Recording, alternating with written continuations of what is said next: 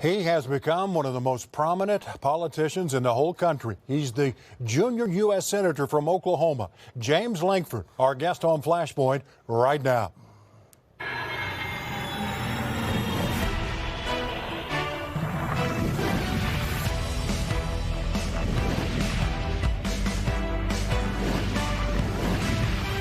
Now, moderator Kevin Ogle with Mike Turpin and Todd Lamb. This is Flashpoint. Good morning and welcome to Flashpoint. We appreciate you joining us on this Oklahoma City Memorial Marathon Sunday. And our special guest is U.S. Senator James Lankford, back on the show many times, but we're always glad to get James on the show when he's in town and we can sit down and have a proper chat with him. Yeah, great to see you again. Yes. Good to see you. Good to be here again. You have something you wanted to lead off with, I believe. Well, Take off. you know why? It's a softball.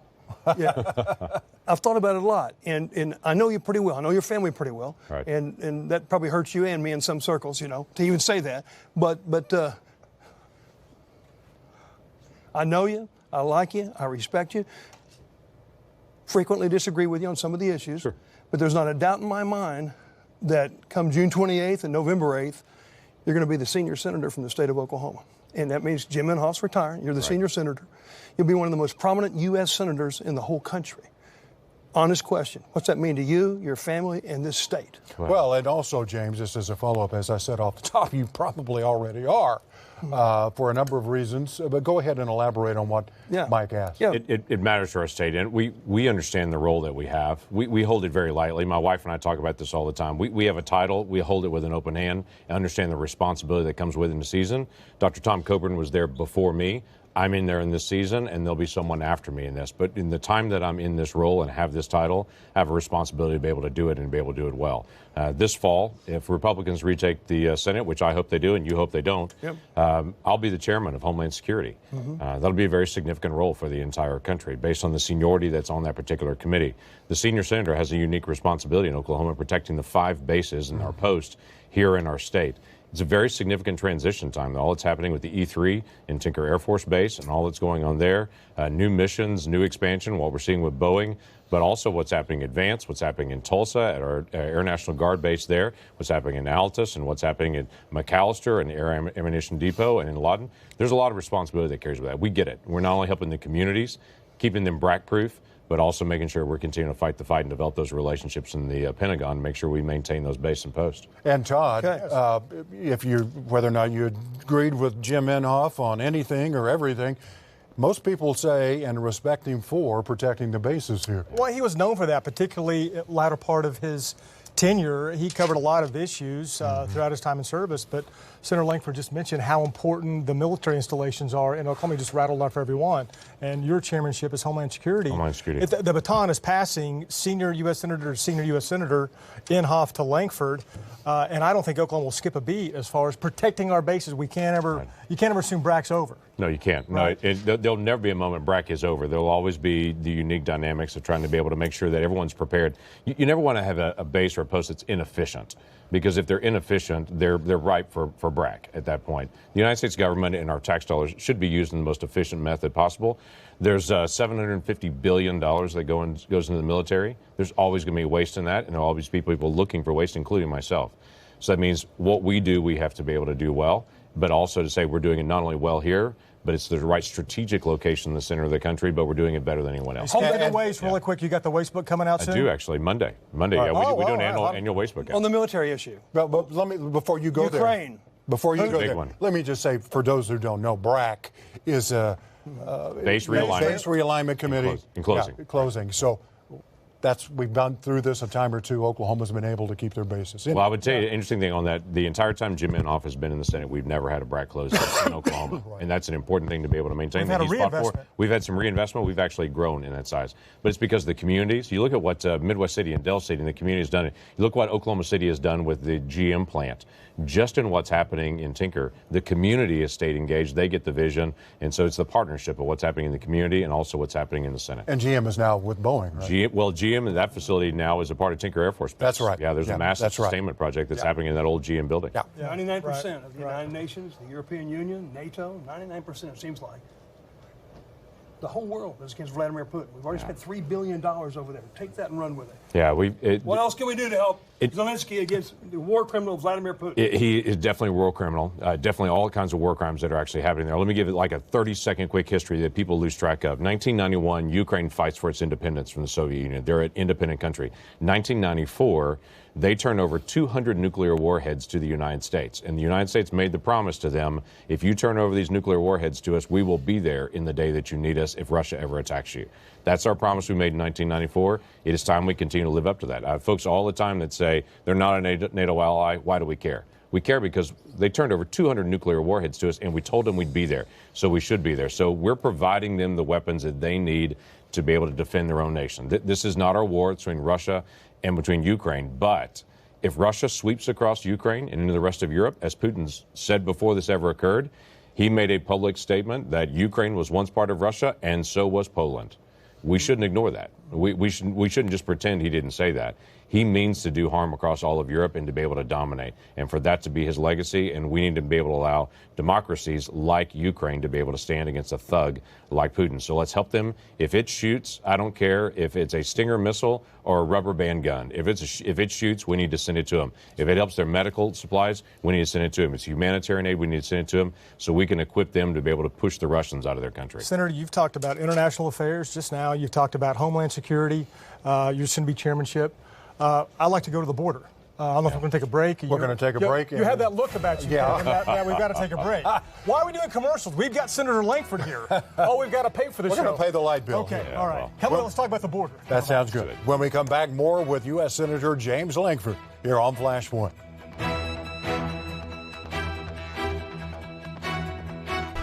Back on Flashpoint with our special guest, Oklahoma U.S. Senator James Lankford. We're going to talk politics in a little bit, specifically election stuff. But right now, some other issues that the senator is dealing with in Washington. Yeah, international affairs, Homeland Security, put them together. It's the border crisis and the issue of Title 42. Yeah, so international affairs does come to our border crisis because if you look at the last 6 months, on our southern border, people from 157 nations have crossed our border illegally in the last 6 months. In the last 6 months, we now have more people crossing that are from outside Latin America than we do from Latin America. There's a huge shift happening at the border right now where before it's been they're all from Guatemala, Honduras, El Salvador.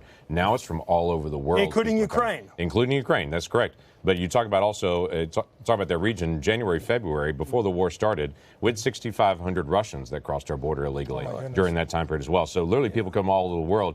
People are now crossing that are Nicaraguan military that are coming in, literally picking them up still in their camouflage. This is a very different day on the border. What's the answer here then? Well, so there are several answers. Right now, what the Biden administration has threatened to do is to drop what's called Title 42. Now, Title 42 is not an immigration policy. It's a short-term policy that President Trump put in place during the pandemic's beginning to say we're going to change the way we do telemedicine. It's a health care issue. So telemedicine changed the way we were doing a lot of decision-making and travel, but it also affected the border and who we were telling no to at the border to say you're not going to be able to process it. What President Biden announced that he wanted to do was that he wanted to lift the pandemic restrictions at the border, but keep them everywhere else. Keep them on planes. Members of the military would still lose their job if they don't get a COVID shot. Maintain everything else on the healthcare authorities, but drop it at the border. In fact, they got more nonsensical than that. They wanted to be able to drop the restrictions actually crossing the border illegally so more people could cross. But they wouldn't detain people in ICE facilities because the ICE facilities, they said, still had to have COVID restrictions on it. So just that nonsensical. So we got a rumor on this in the contacts that I have in Homeland Security that we had a rumor this was coming. So I started pushing against this in January and February because they were planning on dropping it March the 31st. We got them to then walk away from that, not do it. Then April the 1st, they said, well, we're going to drop it May the 23rd. I work with multiple different folks and have been talking about this in the Senate. I had 5 Democrats in the Senate join me to be able to protest against the administration. We dropped a piece of legislation and said, you can't just drop Title 42 at the border and let what the Biden administration said would be 1 million people illegally cross in 6 weeks. In 6 weeks. Think about this. Last year, it was 900,000 the entire year. They anticipate, not my numbers, their numbers, to be 1 million in 6 weeks. So 5 Democrat senators joined me in this. They then paused, and then now just this week, they've now stepped up and said, well, maybe we'll let Congress decide when Title 42 is going to get dropped. That's a win for us to continue to push this back. I'm not looking for this to be permanent policy, but they've got to have a plan what they're going to do to actually enforce the border. Are you surprised that Russians are leaving Russia in record numbers. Yeah, I'm not surprised because not everybody's behind Putin. That's in Russia. This is the comment people catch me all the time and they say, I never, and if I do it, I try to catch myself. I don't talk about Iranians. I talk about the Iranian regime. My beef is not with the Iranian people, it's with the Iranian regime. My beef is not with the people of Russia. Many of them have no idea what this dictator is doing that's set himself up in Russia, that is literally seeing the sons of Russia being killed in Ukraine because of his foolish decisions on this. It's not an issue with the Russians, it's an issue with Vladimir Putin. You got a difference of opinion with Biden on everything you just talked about. I do. Do you give Biden and Democrats and some Republicans credit for ARPA and the infrastructure bill? We got billions and billions of dollars. I said it twice, billions coming into Oklahoma with ARPA, American Rescue Plan Act, and infrastructure. Correct.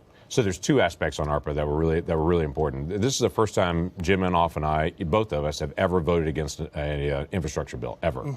Both of us are very supportive of infrastructure. It is a clear responsibility of the federal government, state governments, local governments to be able to do infrastructure. But there was a lot of stuff that was not infrastructure related in the bill, and it wasn't paid for. It was one of the biggest issues. So, again, there was a lot of issues that were dealing with the border issues that were down there. Additional elements they were trying to do that were COVID-related things. They were thinking this is not the right time to be able to do it. We have $30 trillion in debt, and it's a rare moment to not step in and support infrastructure. Saying that, there is infrastructure that's in it. So this is kind of a bowl of chili where half of it's toxic and half of it's good.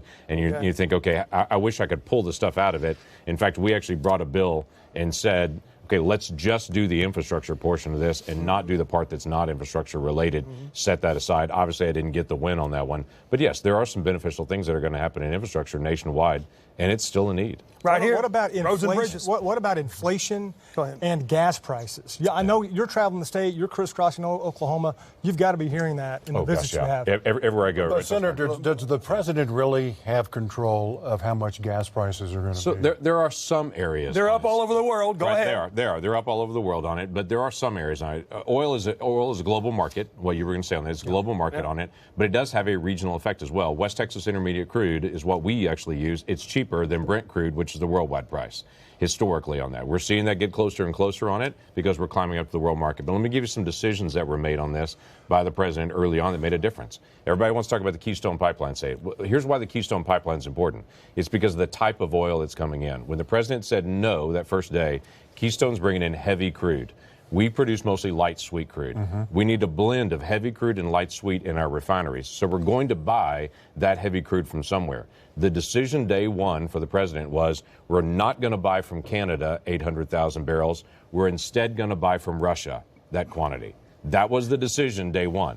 I think that's a mistake on it. I would much rather buy it from Canada than I would from Russia. Why do you think that decision was made? We are now. Well, we are, now we're having to be able to drop it and try to figure it out. What we're getting from Canada is by the train load rather than the pipeline. This became a very political football on it. The Trans-Canada organization, that's a Canadian company, obviously, they're going to sell that oil. They wanted to be able to sell it to us. Now they've walked away from it, and they've said, this is like Lucy in the football. We lost our opportunity there. We're not going to be tricked again. So they've dropped the whole Keystone project, and now they're going to go to their West Coast and sell that same oil to China. That's why I think it's a bad decision. We should have been buying that Canadian oil that we need from that blend from Canada rather than trying to buy it from Venezuela or Iran or Saudi Arabia or from Russia. Let's buy it from the Canadians. We've gotten along with the Canadians since 1812.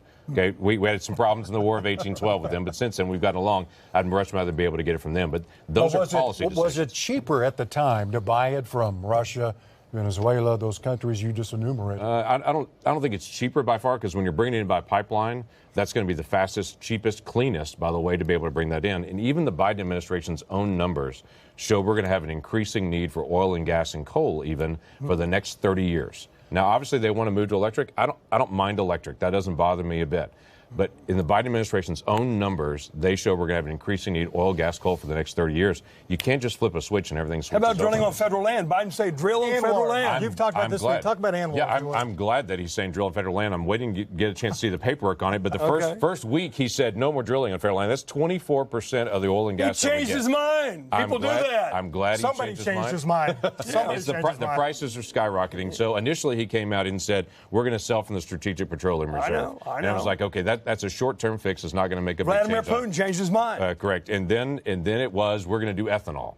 And so we're going to do a lot more ethanol. It's going to bring the price down. The problem is that only affects E15, which we don't use in Oklahoma. Iowa's happy with his ethanol stand. Iowa's very happy with it, but Everyone who feeds any cattle or chickens, and they're watching the price of corn go up because we're burning more of our corn in Iowa to do ethanol. And at the exact moment when Ukraine can't ship out their corn and their grain to Europe, we're going to burn our corn to try to bring our prices down rather than sell our corn to Europe. I just think that's a bad decision. So there's a difference of opinion. There is a pretty big difference of opinion on that. Should we drill in ANWR? Yes, we should drill. And here's what is ANWR? ANWR is a region that's set aside in Alaska decades ago. That's a small section to be able to drill. There's plentiful oil that's in northern Alaska of the exact type that we need, this heavy crude that we need to be able to get in. That was permitted to be done. That was set aside decades ago to do it. The Trump administration said yes to do it. Biden administration immediately stepped in and said, no, we're not going to allow that. Now, people talk about pristine areas and trying to protect it. I'm all in. Alaska's gorgeous state to be able to be in. But the area they're talking about drilling, ANWR, people don't know this, ANWR is the size of Will Rogers Airport. Yeah. Most people don't know that. Yeah, that's a small footprint in a state twice the size of Texas. They're looking for a drilling area the size of Will Rogers Airport to be able to actually do drilling there. I don't see a problem doing drilling in something the size of Will Rogers Airport in a state twice as big as Texas in far northern Alaska in a region no one ever. How about wind, solar, and nuclear? You okay with all three of those? No problem. I'm good with all those. I'm good with all those. When we come back, we'll talk a little election news. The polls show that Senator Lankford is well ahead right now in his primary run. We'll talk to him about that and some other things when you join us on Flashpoint. And we are back on Flashpoint with our special guest, Oklahoma U.S. Senator James Lankford, who will be the senior senator after this next election cycle that's coming up. Senator, let's talk about There's a nice endorsement, by the way. If you win. You got to win. Yeah, that's up to the people of Oklahoma. It's up to them. That's all right. Yeah, they're your bosses, and you know that. Right. Guns. His boss is Cindy. Okay, but I'm sorry. We all have one of those. We all have our bosses at home. We do. Ghost guns. These are guns you can order, you can put together. Right. That's a kit you can put together. There's no serial number. There's no way to track them. And what the ATF, what I saw the other day, is what they're particularly concerned about is they are easily converted into machine guns, and they can do a lot of damage that way. Right. Biden administration says we need to stomp down on these ghost gun things. Where are you at on that? So I'd say there's no difference between a ghost gun and a regular gun with a serial number on it. If you're not legal to be able to purchase a gun with a serial number, you're also not legal to be able to purchase a ghost gun. But no background checks either? Well, I would say because they're making them at home. Right, they're making a big deal about all of it as well. It's still the same issue. If the challenge is if we just ban quote unquote ghost guns, guns without a serial number that's a kit on it, we're suddenly going to stop crime in America. People are kidding themselves on that. An individual that wants to commit a crime is going to have access to a gun somewhere that they're going to be able to pick up, be able to purchase on the street, wherever it may be.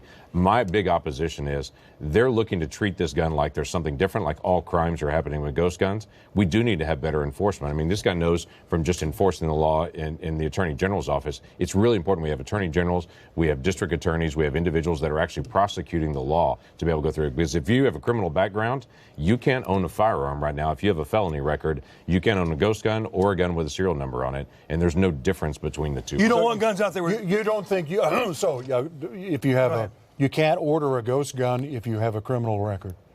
Well, you shouldn't be able to. It's illegal. Yeah. Just like it'd be illegal to be able to buy on the street. But again, you've got lots of folks that have a felony record or somebody who has domestic violence record that they still own a gun. That's not legal. You do want serial numbers on these guns, though, don't you? Well, I don't mind a serial number being on there. Here's the problem on it. For a quote-unquote ghost gun with a kit on it, or for a gun with a serial number on it, if I have my Ruger LC9 and I sell it to Todd, which I wouldn't because I like it, so if I sell it to Todd and then he sells it, and then he sells it, then you sell it to somebody else, there is no paperwork tracking on this. Right. Or with a serial number, you know the very first owner, the very first place that it was actually done, but there is no tracking on this. It's like a piece of furniture. A piece of furniture doesn't have a serial number on it. It moves around all the time. It's a legal item to be able to sell from one person to another that doesn't have a criminal background check. So this theory that if only it had a serial number, I'd be able to track it is not true. Even a gun with a serial number on it, you can't track its ownership history. Does DOJ have any statistics whatsoever of violent crime that's occurred in America in the last 1 year, 2 year, 3 years with ghost guns? They do. They do have some, but again, they're trying to not set that aside with guns with a serial number versus ghost guns. What they're saying is, These ghost guns are out there now, and they used to not have as many kits as are out there now. There are more kits. By the way, most of the kits that are done are more Revolutionary War type musket rifles and things like that. They're not putting machine collectible replicas. That's what most of these guns are on it. That they're pieces that people can buy on it and be able to put things together. Senator, what about the Oklahoma City National Memorial Museum? I saw you there Tuesday. Can I ask? You can do whatever you want to do. A question about the election, because polls show you way ahead. You do have a couple of opponents. One being endorsed by a former Trump appointee, Michael Flynn, who got into trouble in a scandal and had to be pardoned by President Trump when he left office.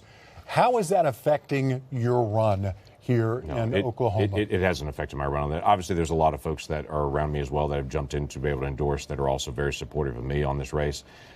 I treat races not like Mortal Kombat. Some people treat campaigns like they're Mortal Kombat. That's an interesting spectator sport. I'm in the ring in this point. I'm actually having a job interview. That's what a campaign really is a job interview. People know who I am, what I'm all about, where I stand, what I've done in the past, what I believe, and hopefully the competency to be able to do the task. Because at the end of the day, this is not about who's loudest, about who's angriest, or whatever it may be. It's who can actually do the job. Because we've got military bases to be able to defend. We've got a task to be able to accomplish on border security. You can't just say it's wrong at the border. You got to know how to be able to solve the issues of the border. There's a whole different level. There's a lot of anger out there, and you're not angry. I get it. So I'm not trying to be the angriest, loudest. I'm trying to solve the problem. Okay. Oklahoma City National Memorial Museum. You were there Tuesday. Talk about the history and legacy. You've been there again and again. I go again and again. Cindy's been there with you countless times in the Memorial Marathon. Yeah, I do. I go very significant, obviously, 168 lives that we still continue to remember. When we say we're not going to forget, we're not going to forget. And we continue to be able to gather even 27 years later. We're still running to remember today as this show's aired. We're still running to remember. That's right. Thank you. Thank you, Senator. We'll be right back. We're going to let Senator hang around, not just let him, but want him to, because there's a picture coming up from Mike that he wants to show. Mike has a picture of another Republican. That'll be interesting. Todd Lamb. All right, this is a tweet from General Mike Thompson, just retired from the Oklahoma National Guard, the former commissioner of DPS, a great American, great Oklahoman, and a dear friend. Thank you, Mike, for your service. Good guy. He's a wonderful guy. Had 500 people show up. And your picture with who else but our guest. This is the tweet. We won't have time for that. Yeah. Let's go to my picture with James Lankford. Oh, there it is. Yeah. Golly. Yeah. That's going to hurt you, Senator. Yeah, that's going to hurt. That's an Oklahoma State game right there. So that's my daughter graduating May the 7th. Those look like good seats. Todd, they were good seats. They were with the new president in Bedlam. It was, and who won? Oklahoma State University.